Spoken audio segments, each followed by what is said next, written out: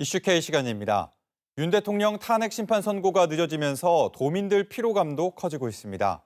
헌재를 향한 선고기일 지정 촉구가 잇따르고 있는데요. 시민사회단체들은 어떤 대응을 하고 있고 어떻게 바라보고 있는지 짚어보겠습니다. 이정현 전북시민사회단체 연대회의 공동대표 나와 있습니다. 어서 오세요. 지난주에도 결국 윤 대통령 탄핵 심판 선고는 이뤄지지 않았습니다. 선고기일 역시 여전히 잡히지 않았고요. 시민사회 단체들은 연일 집회를 통해 탄핵 선고를 촉구하고 있는데요. 어떤 마음입니까? 애가 타고 속이 타고 천불이 납니다. 헌법을 위반한 것이 명백한 상황에서 헌법재판소는 납득이 어려운 침묵을 이어가고 있는데요. 대한민국의 민주주의와 헌법 질서에 큰 불이 났는데 그 불을 꺼야 할 책임이 있는 헌법재판관들이 넉 달이 지나도록 수수방관하고 있고요.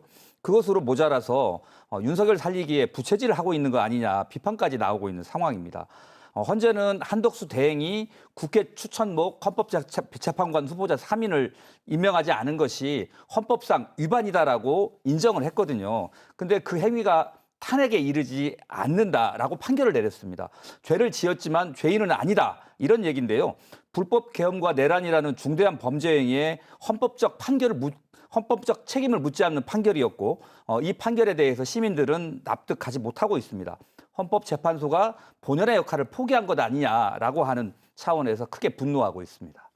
네, 이렇게 탄핵 선고가 늦어지는 배경을 두고 여러 가지 분석이 나오고 있지 않습니까? 시민사회단체에서 보는 선고 지연 배경은 무엇입니까? 그러니까 처음에는 대통령 탄핵이니만큼 절차적인 흠결이 없어야 하니까 판결문을 놓고 다투는 것이다 이렇게 생각을 했고요. 더 늦어지니까 이건 8대0 전원일치로 탄핵을 하려고 가는 거 아니냐. 그러다 보니까 서로 설득하고 늦어지는 거다. 이렇게 생각을 했는데요. 3월 24일 한덕수 탄핵 기각 판결 이후에 헌재가 선고를 안 하는 게 아니고 못 하는 거 아니냐라는 말이 돌기 시작을 했습니다. 그러니까 윤석열과 국민의힘이 임명한 그 헌법재판관들의 정치적 성향들이 일정 부분 드러나면서 탄핵 하는 재판관이 5, 그리고 기각 또는 각하가 3명 정도로 논쟁하고 있다는 추정까지 나오고 있는데요. 여기에서 이제 최악의 시나리오가 나오고 있습니다. 3인의 재판관이 기각 또는 각하 의견을 고수를 하고 있는 상황에서 이게 설득이 안 되다 보니까 탄핵에 찬성하는 재판관들이 오히려 2명의 재판관의 임기가 만료되는 4월 18일까지 결정을 안 내릴 수도 있다라고 하는 예측이 나오고 있는데 이렇게 되면 헌재가 기능 불능 상태에 빠지게 되거든요. 7명 이상이 되어야 이제 그 선고를 내릴 수가 있는데 그런 상황에서 한 대행이 추가적으로 헌법재판관을 임명을 한다고 했을 때 과연 국민들이 이것을 용납을 할 수 있겠느냐. 그렇기 때문에 이 무정부 상태의 혼란이 발생할 수밖에 없다. 이렇게 보고 있습니다. 네, 어쨌든 이런 여러 가지 이제 시나리오들이 지금 무성한데 이런 게 결론을 내리려면 어쨌든 탄핵 심판 선고가 빨리 나와야 된다. 이런 취지 말씀이신데요. 탄핵 정국이 길어지면서 사회 전반에 영향을 미치고 있지 않습니까? 지역 현안 추진이 사실상 멈춘 상태고 시민들 특히 자영업자의 경제적 타격도 심각하고요. 어떻습니까? 일단 시민의 살림살이가 파탄 직전이라고 할 수 있을 것 같습니다.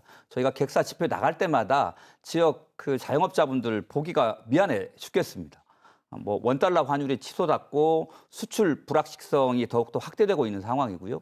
한 푼 두 푼 모아서 주식 투자했는데 주가지수 바닥이고 또 외국인 투자사들의 불안감도 더욱더 커지고 있다 보니까 소비도 크게 위축이 되고 있는 거고요. IMF 때 그리고 코로나 때보다도 더 경기가 안 좋다라고 호소를 하고 있습니다. 이게 전라북도가 가장 큰 문제라고 보여지는데요. 사회적 경제 지원 사업이라든지 문화예술인 지원 사업 이런 것들도 다 끊겼고 작년 기준으로 놓고 보면 전북 가계대출 연체율이 전국에서 2번째고요. 또 전북 어음 부도율은 전국에서 가장 높은 상태입니다. 이러다 보니까 우리 지역 주민들이 가장 큰 피해를 보고 있는 거 아니냐 이런 이야기가 나오고 있습니다. 이번 주 중으로 선고 날짜 잡히고 파면하지 않으면 정말 이대로 가다가는 나라가 망하는 거 아니냐 이런 우려의 목소리들, 호소하는 국민들의 목소리를 경청해야 된다고 생각합니다.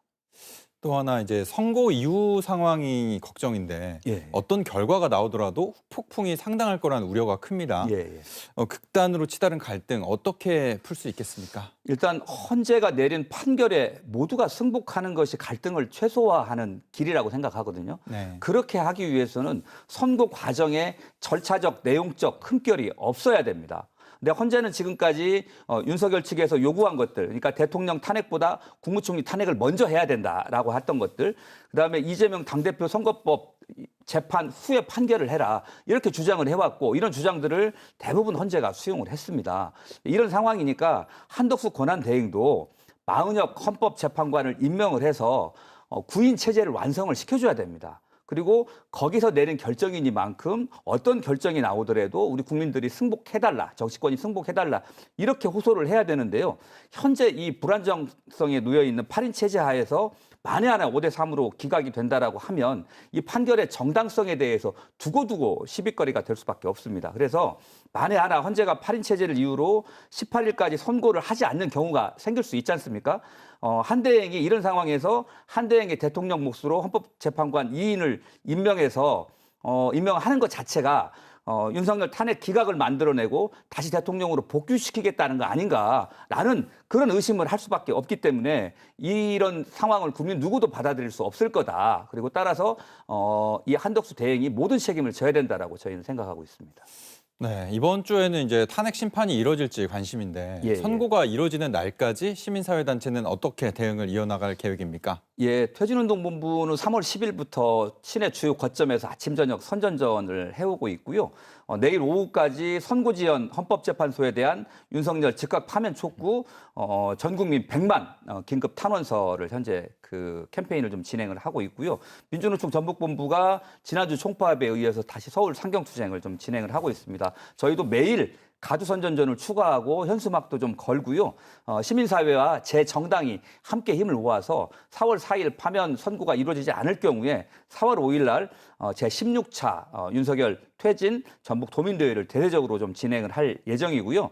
선고 날짜가 정해지면 그동안 집회를 열었던 객사 앞에서 48시간 비상행동에 돌입하게 됩니다. 그래서 48 동안 계속 집회와 기자회견 이어가고요.